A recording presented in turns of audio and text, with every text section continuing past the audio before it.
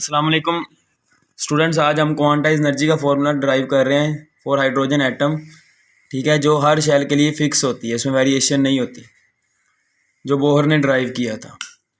ठीक है, तो यहाँ पे हमारे पास ये हाइड्रोजन ये एटम है जिसमें न्यूक्लियस पे चार्ज है प्लस ई, ये इलेक्ट्रॉन रिवॉल्व कर रहा है जिस पे चार्ज माइनस ई है, उसका मैस एम और वेलोसिटी वी एन है, और ये कोई भी शेल है जिसका रेडियस आर एन है।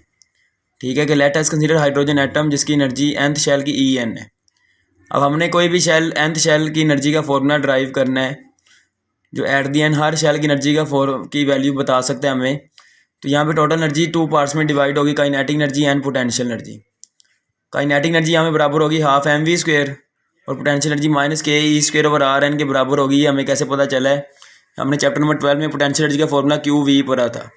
यहाँ पे क्यू की जगह माइनस ई पुट करेंगे, क्योंकि हमने यहाँ पे वो चार्ज पुट करना है जिसकी हम पोटेंशियल एनर्जी निकाल रहे हैं। तो यहाँ पे हम इलेक्ट्रॉन की निकालें, इसलिए क्यू को की जगह माइनस ई लिखना है। और पोटेंशियल यहाँ पे किसका हमने देखना है? प्रोटॉन का, जो आर एन डिस्टेंस पे किसके बराबर होगा? के ई ओवर आर एन।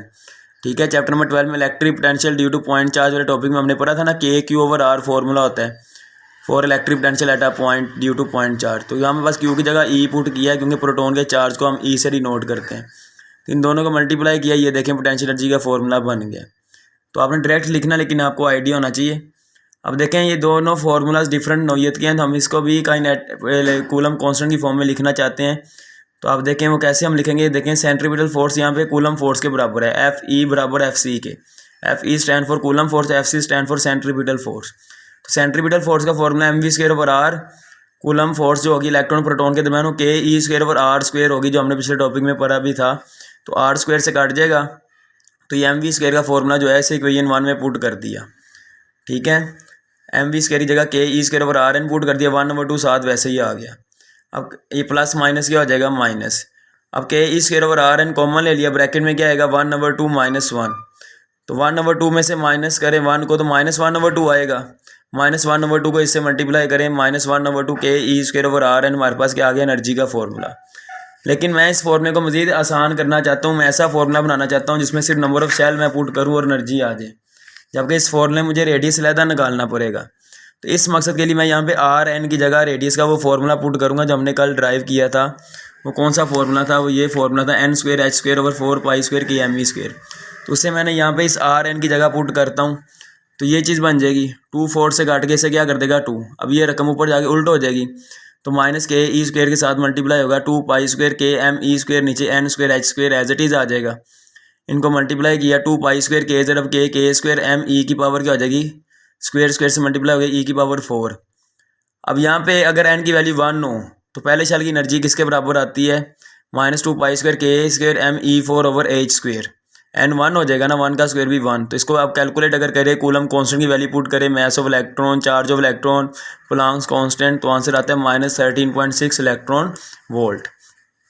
अब आयोनाइजेशन एनर्जी के बारे में आपने बताना है, वो किसके बराबर होती है? Ionisation energy is energy required to completely remove electron from the ground state.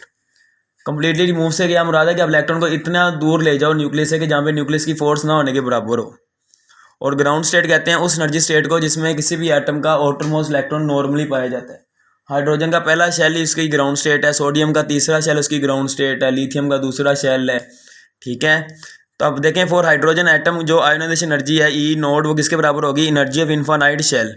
यानी इन्फानाइट शेल वो शेल जहाँ पे इलेक्ट्रॉन पे न्यूक्लियस का और निग्लिजिबल है, माइनस ग्राउंड स्टेट की एनर्जी जो हाइड्रोजन के लिए E1 की इक्वल होगी। E1 की जगह -13.6 पुट करूँगा, तो माइनस माइनस क्या हो जाएगा? प्लस। यानी कि आयोनाइजेशन एनर्जी ग्राउंड स्टेट की एनर्जी के बराबर ही है हाइड्रोजन एटम की, लेकिन वो पॉजिटिव में होगी। तो अगर आपसे कहें पहले शेल की एनर्जी क्या है हाइड्रोजन की, तो आपने -13.6 इलेक्ट्रॉन वोल्ट कहनी है। लेकिन अगर आयोनाइजेशन एनर्जी कहेंगे तो फिर आपने +13.6 इलेक्ट्रॉन वोल्ट कहनी है। अब आप ये देखें फ्रॉम इक्वेशन 2, माइनस को भी छोड़ दें, एन स्क्वायर को भी छोड़ दें, तो बाकी जो पूरी रकम है उसको मैं आयोनाइजेशन एनर्जी कह सकता हूँ ना। अगर मैं सिर्फ एन स्क्वायर को छोड़ता हूँ, माइनस को भी साथ रखता हूँ, तो फिर वो E1 के बराबर होगा। लेकिन अगर मैं माइनस और एन स्क्वायर को छोड़ दूँ, तो बाकी जो पूरी रकम होगी पॉजिटिव में 2 pi square k square m e 4 over ए स्क्वायर, वो किसके बराबर आएगी? आयोनाइजेशन एनर्जी के। यानी किसी भी शेल की एनर्जी हम लिख सकते हैं -E naught over n square. हम इसे E1 ओवर एन स्क्वायर भी लिख सकते हैं, लेकिन बुक में इस तरह लिखा हुआ है तो अभी इस तरह ही लेके चले -E naught over n square. यहाँ में -E नोड यानी आयोनाइजेशन एनर्जी का नेगेटिव का मतलब फर्स्ट शेल की एनर्जी ही है। तो यहाँ से पता चल रहा है कि वाकई हाइड्रोजन एटम की किसी भी शेल की एनर्जी क्वांटाइज्ड होती है। पहले शेल की एनर्जी माइनस ई नोट होगी, एन की जगह 1 पुट करें माइनस ई नोट, दूसरे शेल की एनर्जी माइनस ई नोट ओवर 4 आ जाएगा, 2 का स्क्वायर क्या होता है 4, तीसरे शेल की एनर्जी माइनस ई नोट ओवर 9 क्योंकि 3 का स्क्वायर क्या होता है 9। अब आप देखें जो जो नंबर ऑफ शेल भरेंगे एनर्जी भरेगी, क्योंकि साथ माइनस का साइन है और माइनस साइन में जितनी कोई छोटी वैल्यू होती है उतनी भरी होती है। समझ आई बात। पहले शेल की एनर्जी माइनस 13.6 है तो 4 पे डिवाइड करके आंसर आएगा माइनस 3 पॉइंट समथिंग, तो माइनस 3 माइनस 13 से भरा है। जो जो नंबर ऑफ शेल भरते हैं एनर्जी भरती है, लेकिन आपको पता होना चाहिए नंबर ऑफ शेल जो भरते हैं दो शेल के दरमियान गैप, एनर्जी गैप डिक्रीज करते हैं। ठीक है, कि आप ये देखें फॉर एग्जांपल पहले शेल की एनर्जी का लेवल अगर ये है, ठीक है, तो दूसरे शेल की एनर्जी ये है, तीसरे की ये, चौथा फिर और कम। देखिए पहले दो के दरमियान गैप ज़्यादा है, अगले दो के दरमियान कम हो गया, अगले दो के दरमियान और कम हो जाएगा। जो जो नंबर ऑफ शेल भरते हैं एनर्जी गैप डिक्रीज करता है, लेकिन वैसे एनर्जी भरती है हर शेल की। ठीक है, फिर आयोनाइजेशन पोटेंशियल के बारे में आपने बताना है कि आपको पता होना चाहिए हम इलेक्ट्रॉन को आयोनाइज फोटोन ऑफ लाइट के जरिए भी करवा सकते हैं, और ऐसा भी हो सकता है कि हम एक्सटर्नली किसी इलेक्ट्रॉन को एक्सेलरेट करवा के क्लूजन के जरिए भी आयोनाइज करवा सकते हैं। मतलब आप ये देखें यहाँ पे ये हाइड्रोजन एटम का इलेक्ट्रॉन इवॉल्व कर रहा है, तो ये मैंने इलेक्ट्रिक पोटेंशियल दे दी, इधर पॉजिटिव प्लेट इधर नेगेटिव, तो एक्सटर्नली इलेक्ट्रॉन को हम एक्सेलरेट करवाते हैं पॉजिटिव प्लेट की तरफ, तो ये रास्ते में आने वाले हाइड्रोजन एटम के इलेक्ट्रॉन से क्लूजन के जरिए भी उसको इतनी एनर्जी दे सकते हैं कि वो आयोनाइज हो जाए। अब वो पोटेंशियल जिसके जरिए हम इलेक्ट्रॉन को एक्सेलरेट करवाएं कि वो क्लूजन के जरिए किसी एटम के इलेक्ट्रॉन को आयोनाइजेशन एनर्जी प्रोवाइड कर दे, उस पोटेंशियल को हम आयोनाइजेशन पोटेंशियल कहते हैं। कि it is potential at which an electron should be accelerated so that it provide requisite ionization energy on collision with electron, उसे हम क्या कहते हैं आयोनाइजेशन पोटेंशियल। इसका आपको पता होना चाहिए। फिर ग्राउंड स्टेट क्या होती है, it is energy state in which electron normally found. Hydrogen के लिए ग्राउंड स्टेट क्या होती है, एन इज इक्वल टू 1। फिर एक्साइटेड स्टेट बता देना, एक्साइटेड स्टेट होती है energy state higher than ground state. Ground state से ऊपर वाली एनर्जी स्टेट को हम क्या कहते हैं, एक्साइटेड स्टेट। और एंड पे अपने एक्साइटेशन पोटेंशियल के बारे में बता देना कि ये वो पोटेंशियल है जिसके जरिए हम इलेक्ट्रॉन को एक्सेलरेट करवाते हैं, इस तरह कि क्लूजन के जरिए इलेक्ट्रॉन को क्या प्रोवाइड कर दे, एक्साइटेशन एनर्जी, और उसे मूव करवा दे from ground state to higher state.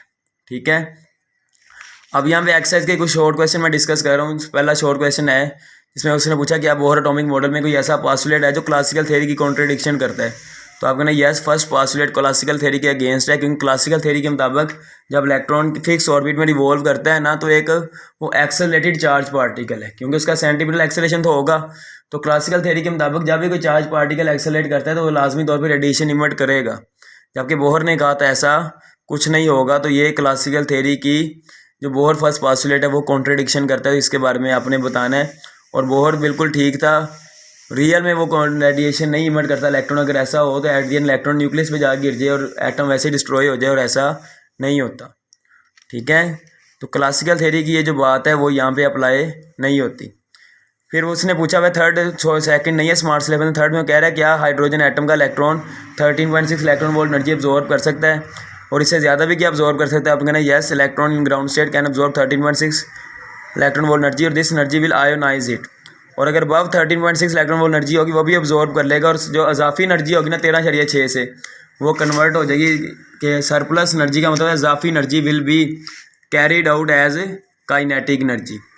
ठीक है, फिर पांचवें शॉर्ट में पूछ रहा है कि जब कोई भी एटम फोटोन ऑफ लाइट को इमिट करता है तो क्या एनर्जी कंजर्व रहती है। आप कहना यस एनर्जी कंजर्व रहती है, क्योंकि सेम के yes energy is conserve when an atom emit photon during D excitation, because same photon of energy absorb हुआ था ड्यूरिंग एक्साइटेशन।